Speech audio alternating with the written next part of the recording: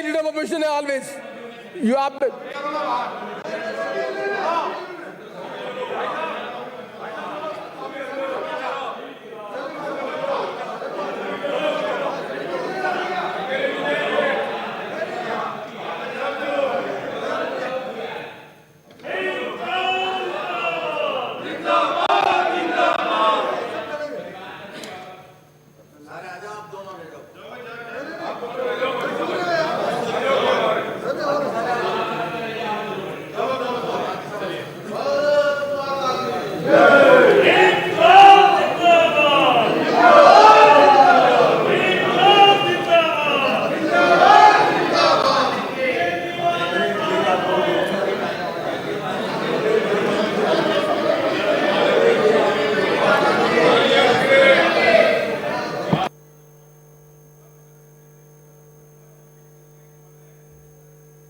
हैं जहां पर विधानसभा में प्रश्नकाल की कार्यवाही खत्म हुई है। बजट सत्र का आज तीसरा दिन है और तीसरे दिन भी लगातार विपक्ष का गतिरोध बरकरार है। सदन में लगातार नारेबाजी विपक्ष की तरफ से की जा रही है। रीट मामले पर सीबीआई जांच की मांग को लेकर विपक्ष लगातार हमला बोल रहा है। किस प्रकार से आपके मंत्री गाली देते हैं, क्या ये मेरे मंत्री नहीं, आपके भी मंत्री, आपका मतलब इस सरकार का मंत्री? मेरे मंत्री, आपके भी मंत्री हैं। सरकार का मंत्री। आप गुस्सा मत करें, आपके भी मंत्री हैं, मेरे मंत्री नहीं है, राजस्थान सरकार के मंत्री हैं। आप गुस्सा नहीं, आप प्रेम से आराम से बोले, गुस्सा नहीं करें, आप आराम से बोले। आप मैं आपसे, आपने जो कार्रवाई की वो नियमों के तहत की, 4 लोगों को बाहर निकाला, आपने बड़ा मन रख करके उनको यहाँ तक अलाउ किया, कोई दिक्कत नहीं। पर हम आपके चैम्बर में ये भी कह के गए थे कि एक बार आप पूरी की पूरी फुटेज निकाल करके देख लें, और देखने के बाद अगर कांग्रेस के लोगों का भी और मंत्री का भी व्यवहार इस सदन के उपयुक्त नहीं था, या उन्होंने जिन शब्दों का प्रयोग किया वो इसकी गरिमा को घटाता है, तो उन पर भी एक्शन होना चाहिए, तब तो जाकर के न्याय होगा। बाकी एक तरफा न्याय हुआ, इसके कारण से दुख था। मैं सोचता हूँ कि हम भी चाहते हैं कि व्यवस्था को ठीक है। हम क्या चाहते हैं, मैंने आपसे भी निवेदन किया, मैं एक शिक्षक रहा हूँ, मैं कॉलेज में नहीं पढ़ाया, मैंने स्कूल में ज़रूर पढ़ाया, पर एक अध्यापक रहा हूँ, और अध्यापक रहने के कारण से ये जो एक गैंग बन गई है, जितने लंबा समय तक, मेरे समय में भी पेपर आउट होते, मैं स्वीकार करने में कभी घबराता नहीं हूँ, मेरे समय में भी हुआ है। ये राजस्थान में एक ऐसा माफिया गैंग तैयार हो गया है जिसने लाखों बच्चों की ज़िंदगी के साथ खिलवाड़ करता ही चला जा रहा है। मैं सोचता हूँ कि पहले भी कुछ लोगों को गिरफ्तार किया, कुछ लोगों के खिलाफ केस बनाए होंगे, अब की बार भी जो इस प्रकार का केस बना है, मैं केवल आपसे एक इतना निवेदन करना चाहता हूं, अगर मेरी बात कहीं सच आपको लगे तो उस पर विचार करिए। सारे राजस्थान की पेपर सुरक्षा की व्यवस्था प्रशासनिक अधिकारियों को और पुलिस को थी, तो ये शिक्षा संकुल ही ऐसी क्या विशेष जगह थी जिस जगह पर केवल और केवल राजीव गांधी स्टडी सर्किल के नामजद लोगों को यहाँ पर नियुक्त किया। आप कह सकते हो नियुक्त करें, कोई दिक्कत नहीं, नियुक्त करें, उनमें से कुछ लोग पकड़े भी गए, उनके खिलाफ कार्रवाई हुई, केस बना, समझ में आता है, लेकिन उनको लगाने का काम किसने किया? इस प्रकार के घटिया लोगों को, जिनको पहले भी इसी प्रकार के दोष हो चुके हैं, उनको आप उस पेपर की सुरक्षा की जिम्मेदारी सौंपो। जब बाड़ी खेत को खा जाती है तो फिर जांच केवल और केवल उनको ही नहीं होगी, उनको लगाने वाले लोगों की भी होगी, जिन्होंने इस प्रकार के लोगों को लगाकर इन लाखों बच्चों के साथ किया है। मेरा ये कहना है कि परीक्षा जिस जगह हो रही होने दो। आपने 62,007 मिला दिए, बहुत अच्छा, स्वागत योग्य है। आप उस परीक्षा के प्रोसेस को शुरू करिए ताकि बच्चों की ज़िंदगी के साथ किसी प्रकार की तकलीफ ना आवे, क्योंकि उनके मन में भी इस बात की पीड़ा है कि आखिर 19 से लेकर हम इंतज़ार कर रहे हैं, परीक्षा होगी, हमारा सिलेक्शन होगा, सिलेक्शन फेयर हो, इस भी सब स्वागत करते हैं, लेकिन अगर सिलेक्शन में ये इस प्रकार की नकलबाजी हो करके योग्य व्यक्ति तो पिछड़ जाएं, और इस प्रकार के ये जो गैंग है ना, ये गैंग कोचिंग सेंटरों के साथ मिली हुई गैंग है। अगर इसका पुख्ता प्रयास करोगे, यहाँ तक कि अगर मैं और मेरी पार्टी का भी कोई व्यक्ति इस गैंग का शरीक हो, उन सब का पर्दाफाश होना चाहिए और ये गैंग राजस्थान में खत्म होनी चाहिए, ताकि लाखों बच्चों की जिंदगी के साथ ये जो तमाशा चल रहा है, इस तमाशे का एंड होना चाहिए। इसलिए हमने कहा परीक्षा अपनी जगह आप कराओ, सिलेक्शन आप अपनी जगह कराओ, इन बच्चों को नौकरी आप अपनी जगह दो, जिस प्रोसेस से भी देना उस प्रोसेस से दो, पर उसमें पवित्रता बनी रहे। सीबीआई जांच के पीछे समय लग सकता है, मैं भी जानता हूं, लेकिन आज जिन लोगों ने इनको यहां लगाया, राजीव गांधी स्टडी सर्किल के ये कौन लोग हैं, ये प्राइवेट लोग कैसे आए, ये प्राइवेट चलाने वाला व्यक्ति के हाथ में आपने उसकी स्ट्रांग रूम की चाबी कैसे दे दी, और चाबी से टूटा है, कोई पेपर कोई तोड़ के नहीं निकाला गया है, पेपर विधिवत निकला है और उसमें से काटा कैसे। जिस प्रकार की कार्रवाई मैंने पहले दिन से स्वागत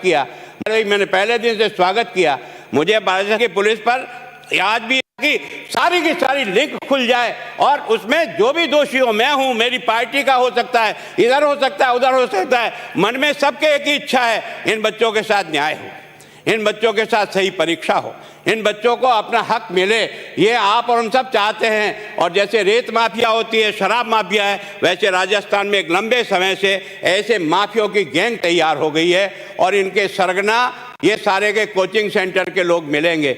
जो पेपर 5 करोड़ में बिका, आप और मैं बाजार में खड़ा रह करके 10-10 लाख में बेचूंगा क्या? कब तक बेचूंगा? कब तक पेपर के पैसे वसूल होंगे?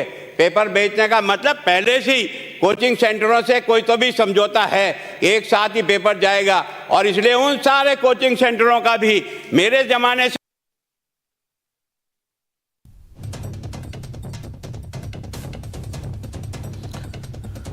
सदन में गुलाब चंद कटारिया बोल रहे हैं और उन्होंने ये मांग की है कि सीबीआई जांच होनी चाहिए। ये भी स्वीकार किया कि उनके समय में भी पेपर लीक हुए, क्या कुछ देते हैं। इतना अच्छा आ रहा है तो केवल यही क्यों आता है? यहीं से एक गांव में मेरे 11 सीआई ऐसा ही बने हैं, एक गांव में। मतलब यह है कि ये केवल ये पहली घटना नहीं है, इसके पहले भी एक गिरोह जिस प्रकार से चल रहा है, इस गिरोह को तोड़ना पड़ेगा और इसके लिए कोई तो भी पुख्ता व्यवस्था करना पड़ेगा। ये पक्ष और विपक्ष का सवाल नहीं है, ये बीजेपी और कांग्रेस का सवाल नहीं है, उन सारे बच्चों का सवाल है जो बड़ी मेहनत करके अपनी गरीबी में पढ़ करके और आगे बढ़ने का प्रयास करते हैं। मेरी कुछ तबीयत बराबर नहीं थे, मैं मूल रूप में एक बात कहता हूं, उन बदमाशों का पता लगने के लिए जो भी एजेंसी, मजबूत एजेंसी, जो चाहे मंत्री हो, चाहे मुख्यमंत्री हो, चाहे गुलाब चंद हो, चाहे कोई चंदी हो, उन सब बेईमानों का पता लग करके उनके खिलाफ कठोर से कठोर कार्रवाई, ताकि भविष्य में इस प्रकार का जो तांडव चल रहा है 7-8 साल से चल रहा है, और ये गैंग लगातार लोगों के ध्यान में भी, कईयों के तो है, पुलिस के ध्यान में भी कई प्रकार की गैंग है। मैं सोचता हूं उन सारे प्रकरणों की जांच को अलग कर दीजिए, बच्चों की परीक्षा और उनका सिलेक्शन अलग कर लीजिए, 2 टुकड़ों में बांट करके और इसको करने का प्रयास करिए, तो राजस्थान की जनता और राजस्थान के बच्चे आपको और मुझे दोनों इस बात के लिए बधाई देंगे कि आपने जो निर्णय किया वो बच्चों के हित में किया, किसी पार्टी के हित में नहीं, कोई वोट के हित में नहीं।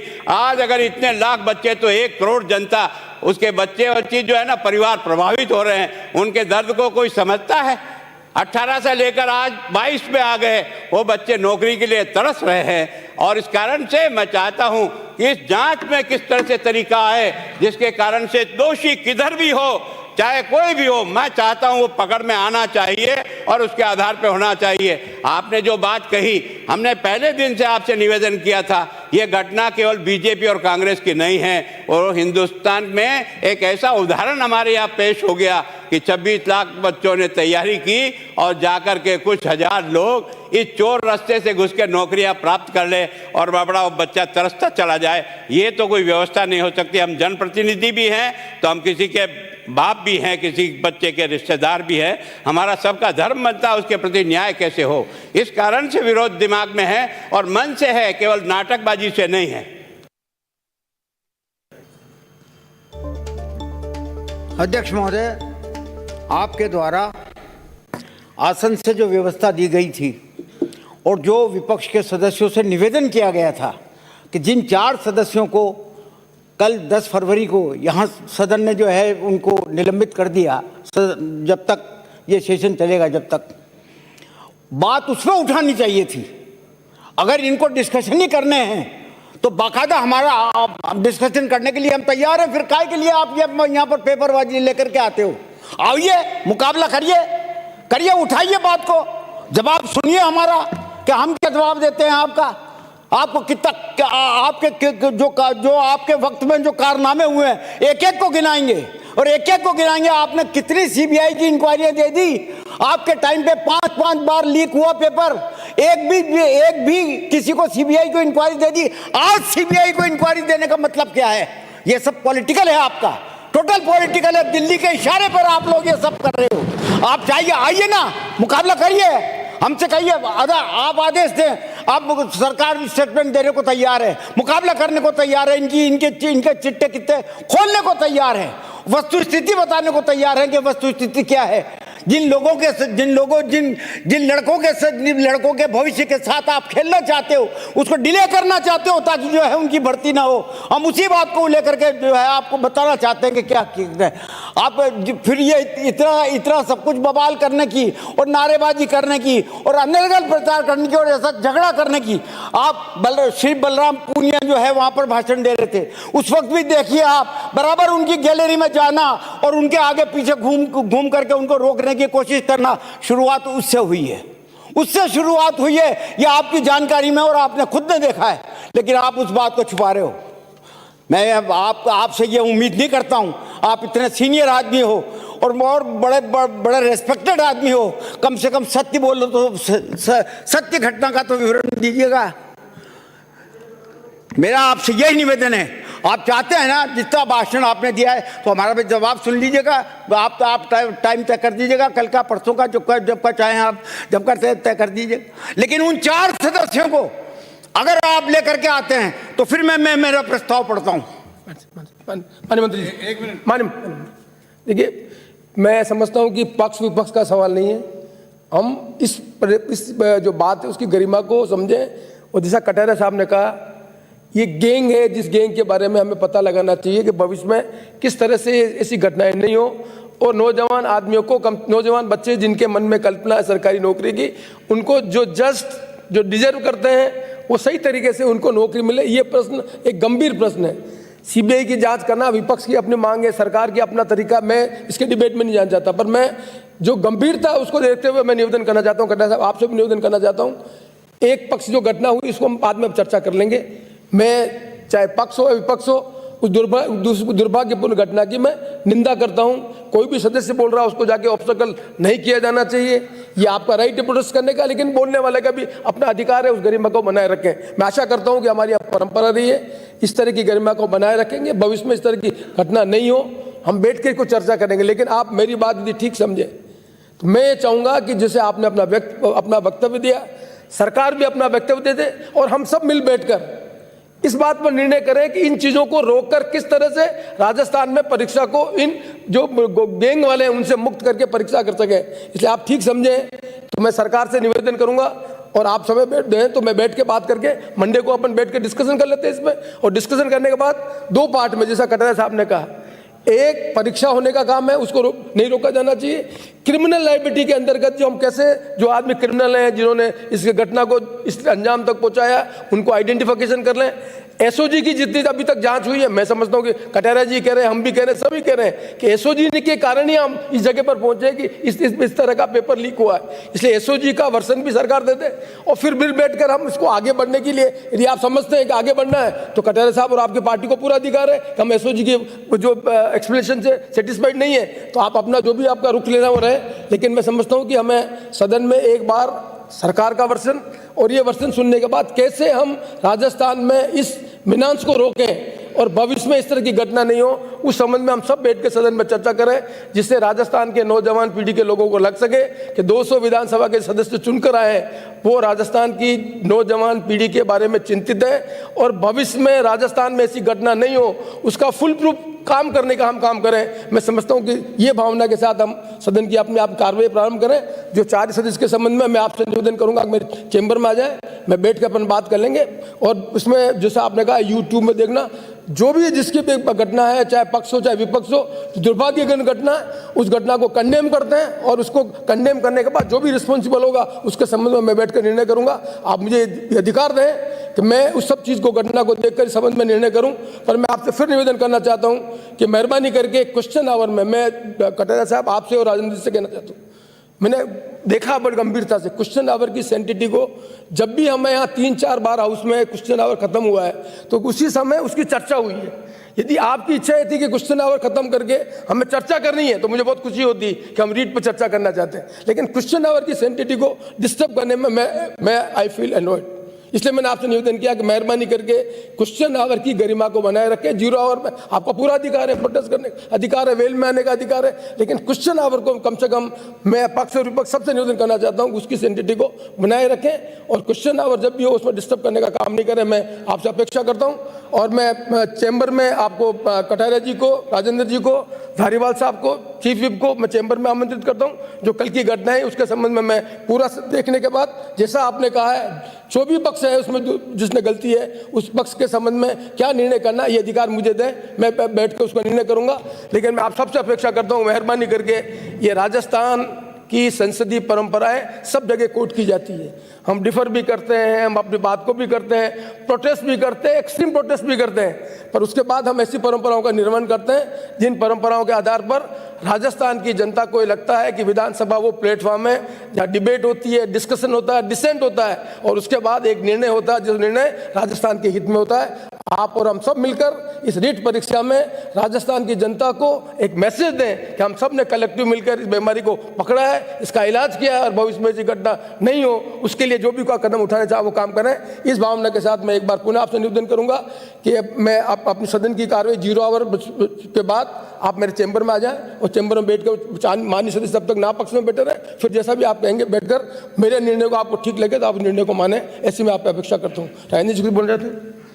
अध्यक्ष महोदय, आसन सर्वप्रिय है और हम सब लोगों का कर्तव्य भी है कि हम आसन का सम्मान करें और कई बार सदन में उत्तेजना से हम जब वेल में आते हैं तो अध्यक्ष महोदय हमें भी अच्छा नहीं लगता, पर जिस प्रकार नेता प्रतिपक्ष ने कहा विषय की गंभीरता को देखते हुए पूरे राजस्थान में जब बेरोजगार सड़कों पर आ गए तो हमारी पार्टी का भी एक निर्णय हो गया और हमने उस बात को आगे बढ़ाया।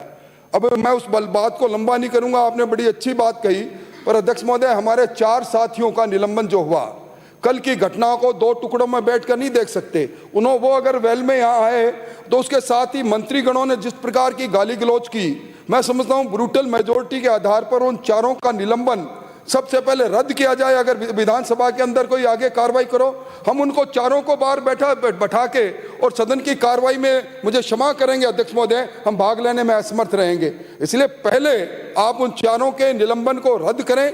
YouTube पर देखकर जो कल व्यवहार हुआ उन लोगों को, अगर मैं नहीं कहूंगा निलंबन आप करो, हमारे पास मेजोरिटी, हम प्रस्ताव रखेंगे, प्रस्ताव गिर जाएगा, पर आप उनको प्रताड़ित करें ताकि सदन की कार्रवाई चले। हम बहस करने को तैयार हैं और बहस होगी तो रीट से ही प्रारंभ होगी क्योंकि मुद्दा यही है। इसलिए अध्यक्ष महोदय मेरी प्रार्थना आपसे, एक बार चाहे सदन आप स्थगित कर दें, एक बार जब तक इस बारे में निर्णय नहीं होगा तब तक हम असमर्थ हैं सदन की कार्रवाई में भाग लेने के लिए। मैं समझता हूं कि आपकी भावना में सहमत हूं। 0 आवर समाप्त करके करें, पहले करें। आप एक बार स्थगित कर दें, पहले हम लोग बैठ करके इस विषय पे बात करते हैं और बात करने के बाद उन 4 के बारे में, चाहे उन्होंने किया तो मैंने ये नहीं कहा कि आपने गलत किया। अगर मान लो आपने उस हाउस के आधार पर और अपने नियमों के तहत रहते हुए उनको बाहर निकाला, वो आपका अधिकार, मैं उसको ना नहीं करता हूँ, लेकिन उसके साथ की जो घटना हुई है उसको मैंने कल भी आपको यही कहा था कि उन सबको साथ देख करके अगर हम निर्णय करेंगे तो निर्णय हमारा फेयर होगा और फिर बैठ करके बातचीत करके आगे के क्या स्टेप हो सकते हैं उसके बारे में यदि हम और आप एक ही राय के बनते हैं तो आगे बढ़ सकते हैं, उसमें कोई नहीं। लेकिन जब तक वो उन लोगों के बारे में फैसला नहीं होगा तब तक हमारा आना और हमारा रहना संभव नहीं है। आप एक बार स्थगित कर दें, स्थगित करने के बाद बातचीत में इनका और हमारा क्या मन बनता है आगे किस प्रकार से। अंततोगत्वा मैं मन से कह रहा हूँ उन बच्चों के बारे में, चाहे वो आपका हो, मेरा हो, किसी पड़ोसी का हो, लेकिन उसके साथ इस परीक्षा की सच्चाई के आधार पर उनके जीवन का आगे का भविष्य बने तो ये आपके लिए, मेरे लिए, राजस्थान के लिए बहुत सम्मानजनक होगा। उसका कोई तो भी स्थायी रास्ता, चाहे वो बड़ा आदमी हो, चाहे कोई भी आदमी इसकी लपेट में आया है, तो उसे सज़ा मिलनी चाहिए ताकि एक राजस्थान उदाहरण बना सके कि इतने बड़े बड़े लोगों को भी इस प्रकार की, अगर हरियाणा का फैसला हो सकता है और मुख्यमंत्री भी जेल जा सकते हैं, तो मैं सोचता हूँ इस निर्णय के आधार पर चाहे मैं जाऊँ चाहे कोई भी जाए, अगर वो जेल भी जाना पड़े तो उसको भेज करके एक उदाहरण बनाना पड़ेगा ताकि उन बच्चों को हम ये विश्वास दिला सकें कि ये सारे जनप्रतिनिधि आपके हक के लिए हर प्रकार से लड़ने को तैयार हैं। सदन की कार्रवाई 1 घंटे के लिए स्थगित की जाती है।